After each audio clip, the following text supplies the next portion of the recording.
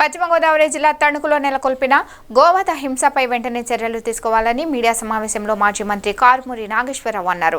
తణుకు చివటం రోడ్డులో ఏర్పాటైన గోవధ ఫ్యాక్టరీపై ఎమ్మెల్యే అరిమిల్లి, మంత్రి కందుల దుర్గేష్ చర్యలు చేపట్టాలన్నారు.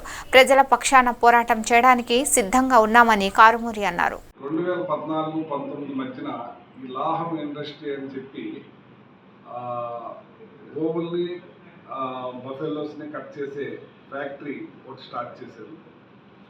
సరే, పర్మిషన్స్ అన్నీ కూడా తెలుగుదేశం టైంలో రావటం జరిగింది.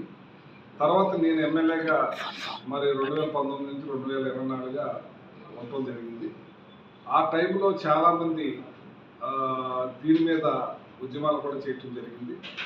ఆ ఉద్యమాల టైంలో నా దగ్గర కొంతమంది రావటం జరిగింది. మరి నాకు ఆ టైంలో కూడా నా మీద కూడా అపవాదులు కూడా వేశారు. నాకేదో ఇందులో వాటాలు ఉన్నాయండి, అది ఉన్నాయండి.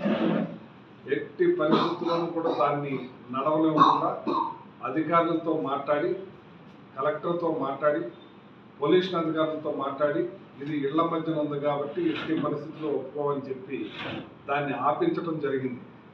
దాన్ని ఎట్టి పరిస్థితుల్లో నడవలేమని చెప్పావు. అది అలా చేసే కార్యక్రమం చేశాం. దాని మీద అప్పుడు చాలామంది మాట్లాడటం జరిగింది. చాలా ఒత్తిడి కూడా తీసుకొచ్చారు నా మీద. ఏ ఒత్తిడికి కూడా తలవక్కలేదు. ఢిల్లీ నుంచి కూడా ఫోన్లు చేశారు, ఇంకో చోట నుంచి కూడా ఫోన్లు చేశారు. అది నడవలసిందే అని చెప్పి మత పెద్దలు కూడా ఫోన్ చేశారు. ఏ మాత్రం కూడా నా తణుకు ప్రజలు ఇక్కడ జీవహింస జరగకూడదు, ఈ హింస వల్ల ప్రజలకి మంచి జరగదు, ఒక చెడు వాతావరణం ఏర్పడుద్ది. దాంట్లో వచ్చిన బ్లడ్ భూకలుషితమై వాటర్ కూడా ప్రాబ్లం అయ్యి అనారోగ్యాల బారిన పడే పరిస్థితులు ఉంటాయి. కాబట్టి ఎట్టి పరిస్థితుల్లోనూ ఈ ఇండస్ట్రీ ఇక్కడ ఉండటానికి వీల్లేదు. మనం వాళ్ళకు కూడా మా దగ్గరికి వచ్చినప్పుడు కూడా చెప్పడం జరిగింది. ఎట్టి పరిస్థితుల్లో దీన్ని నడవనేమో, మీరు ఏమన్నా అవసరమైతే మార్చేసుకోండి అని చెప్పడం కూడా జరిగింది. తర్వాత వచ్చి వాళ్ళు మేము ఇక్కడ ఓన్లీ ప్రాసెసింగ్ యూనిట్ పెట్టుకుంటాం, ఎక్కడో కట్ చేసుకుంటాం మటన్, దాన్ని కూడా అలౌ చేయకుండా నేను ఆపించాను. అది అధికారులకి అందరికీ పైన దాకా కూడా చెప్పి పర్మిషన్ ఎలా ఇచ్చారని చెప్పి దాని మీద మాట్లాడటం జరిగింది.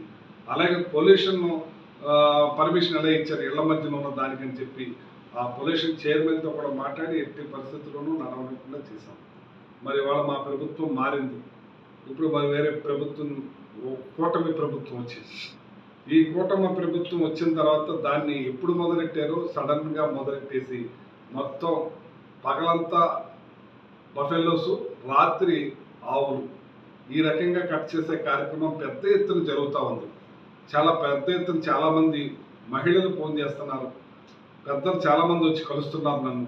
బాబు, ఇది మా ప్రభుత్వం కాదు, ఇది ఉన్న కూటమి ప్రభుత్వం కాబట్టి ఆ ఎమ్మెల్యే గారిని కలవండి, మీరు మాట్లాడండి. నేనైతే నా టైంలో చెప్పినగానే నేను కలెక్టర్తో మాట్లాడాను, పొల్యూషన్ అధికారులతో మాట్లాడాను, పొల్యూషన్ పర్మిషన్ ఇచ్చిన వాళ్ళతో కూడా మాట్లాడి దాన్ని ఆపించడం జరిగింది. అంచేత మీరు లోకల్ ఎమ్మెల్యే గారిని కలవండి అని చెప్పడం జరుగుతుంది. రాత్రి కూడా చాలామంది ఫోన్ చేశారు, వాళ్ళకు కూడా చెప్తుంది. దీని మీద ఇమీడియట్లీ చర్యలు తీసుకుని ఈ కూటమి ప్రభుత్వం, ఇక్కడ ఉన్న ఎమ్మెల్యే గారు దాని మీద ఆపి మన తణుకు ప్రజల హింసని మంచిది కాదు కాబట్టి ఈ ప్రజలకి, అలాగే ఈ బ్లడ్ కలుషితమైన వాటర్ అంతా పొల్యూషన్ అయ్యే కార్యక్రమం ఉంటుంది కాబట్టి ఎట్టి పరిస్థితుల్లోనూ దీన్ని నడవలేకుండా ఆపాలని చెప్పి నేను కోరుతున్నాను. ఎవరైతే నాకు అడుగుతున్నారో వాళ్ళందరికీ కూడా నేను సపోర్ట్గా ఉంటాను. ఇది నడిపించే బాధ్యత మరి నడవకూడదని ఈ బాధ్యతని మరి ఎమ్మెల్యే గారు తీసుకుని దీని మీద ఇమీడియట్లీ వాళ్ళ అధికారులతో మాట్లాడి దీన్ని ఆపించే కార్యక్రమం వెంటనే చేయాలని చెప్పి ఆయన కోరుతున్నాను మీ అందరి తరఫున. అలాగే ఇక్కడ చాలా దొంగతనాలు జరుగుతున్నాయి. మొన్ననే పోలీసులు కూడా సస్పెండ్ అవుతుంది జరిగింది. ఎందుకంటే ఒక వెహికల్లో గేదెలు, మన దగ్గర గేదెలను పెంచుకునే వాళ్ళు ఎక్కువ ప్రచురించారు. ఇక్కడ జరుగుతున్న చర్యలన్నింటి మీద ఈనాడులో చిత్రీకరించడం జరిగింది.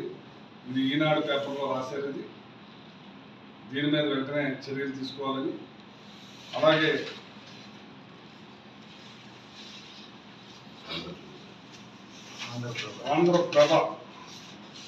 ఆంధ్రప్రభలో కూడా దీని మీద మరి కొంతమంది వెళ్ళారంటే అక్కడికి, ఏదైతే గో సంస్థకు సంబంధించిన వాళ్ళు, ప్రజలు, అక్కడ ఉన్న ప్రజలు అందరూ కూడా వెళ్తాం జరిగింది. అలాగే మన ఇంకా వేరే మన సాక్షి పత్రికలో కూడా రావటం జరిగింది. ముందు ఈనాడు వచ్చింది, ఆంధ్రప్రభ వచ్చింది, సాక్షిలో కూడా వచ్చింది. దీన్ని గమనించాలని చెప్పి దీని మీద వెంటనే చర్యలు తీసుకోవాలి. ఇది మన తణుకు ప్రజలకి మనకి మంచిది కాదు. దీన్ని చర్యలు తీసుకుని ఆ హింసని ఆపించాలని చెప్పి కోరుతాం.